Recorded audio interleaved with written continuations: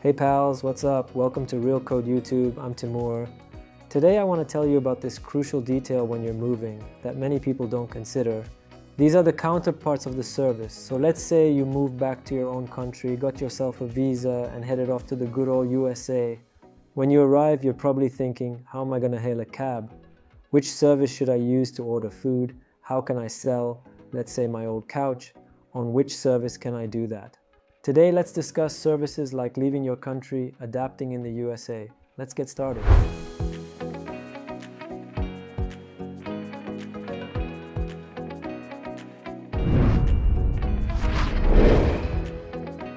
First and foremost, we always discuss moving to the USA, visas, immigration categories, how to obtain them, but there is insufficient content. We observed shooting a video on adaptation in the USA, what to do upon arrival, what to do after adapting, and essentially, you must start establishing your life. In today's video, we want to dedicate it to this. There are many services and it's easy to find this information on the internet. What are the alternatives to your app for ordering a taxi in your country?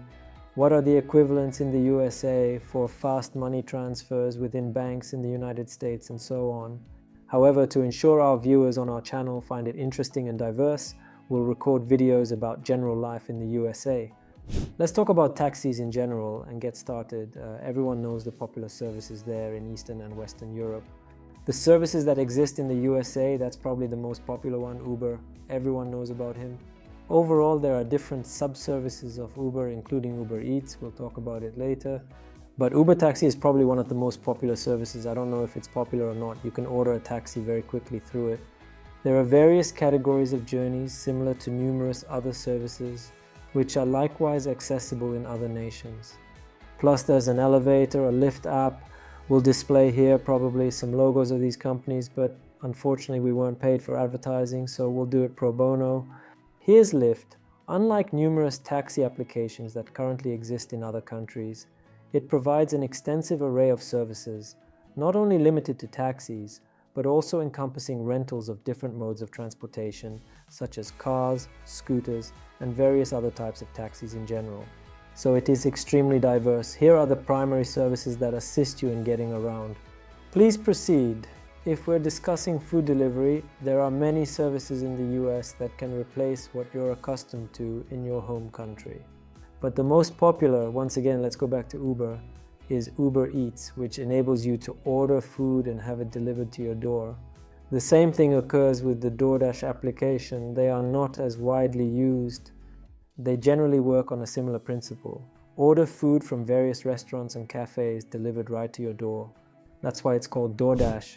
Next, there are services like Grubhub, which overall isn't as popular or widespread as the previous two we mentioned. There's Postmates, there's Seamless, there's Walmart Grocery, which offer services for delivering groceries from supermarkets specifically, depending on your needs. So if you want to order food from restaurants, that's the first service. If there's already a similar service like Yandex.Market or Sber.Market, like in Russia for example, then that's already an app, which we named below. Flea markets are popular services in Eastern Europe, Western Europe, and overall in Eurasia. I believe everyone is aware of them. These are services from Russia, services that are developed including in Europe, but they are still considered American. Amazon is popular in Europe, not available in all countries, but in some.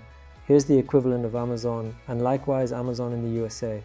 Not the most popular, but one of the top services on Amazon. Overall, I don't think it's worth explaining how it works. Everyone comprehends how they operate. Convenient, speedy, lots of memes. Let me inform you about Amazon, so you can examine it, envision, and truly acquire a sense of how they operate in practice. Now, if we are talking about other alternatives, there is eBay, there is Etsy. Etsy is an incredibly popular service for selling your own handmade goods online. Let's say you have a small business and you sell some industrial products, then this is probably the perfect option for you if you live in the USA. Overall, these work in other countries, but here in the USA, this is probably the most popular one. Best Buy MKT Place, Walmart MKT Place. Again, Walmart, it boasts a wide variety of different services that provide a wide range of services. That is precisely how a marketplace can serve. There is this small, somewhat cringy Facebook marketplace, and I mean no offense to those who use it, but based on our experience and personal use, I'll tell you that there are many fakes on Facebook Marketplace and generally untrustworthy sellers. So here you utilize it at your own risk. Let's continue. Postal services. In this context, mail is distinct in various countries.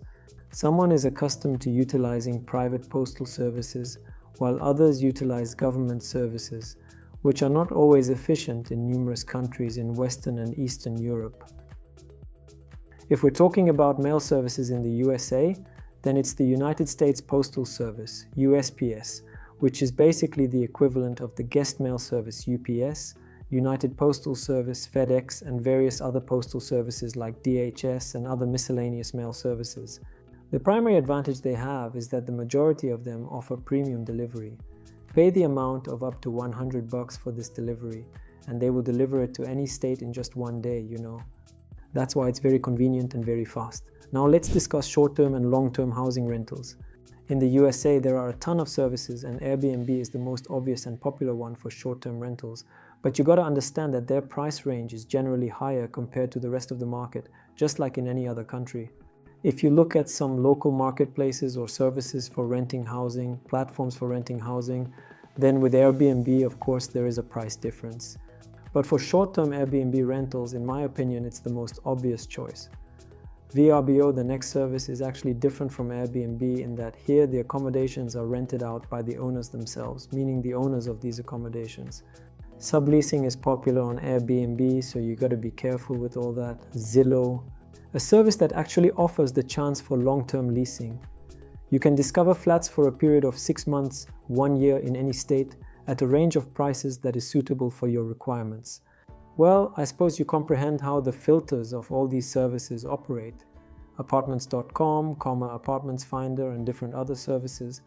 If we did not mention any housing search services in this video, and you believe it is important to talk about them, please leave the name or links in the comments section below. We'll add all these services to our database and then use them either for personal use or just test how real they are, how reliable they are, most importantly, and how much they offer services on the market. Plus, you got to understand that many services still take their cut anyway. The same Airbnb takes a pretty hefty commission for short-term rentals.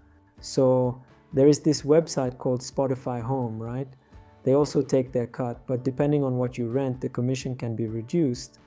If, let's say it's a room, then the commission is small. If it's an apartment, then the commission is higher accordingly. But you have to understand these services, they take some responsibility, check the houses, check the apartments being rented, and then give you a badge saying they've been verified, everything is reliable, everything is good. That's pretty much all the videos. We talked about the main services that are popular in the USA, which you can use if you have any analogues in your countries and you can't adapt properly without such services.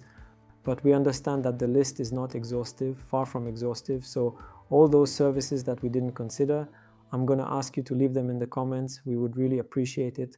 That's all for me. Thanks and have a good day.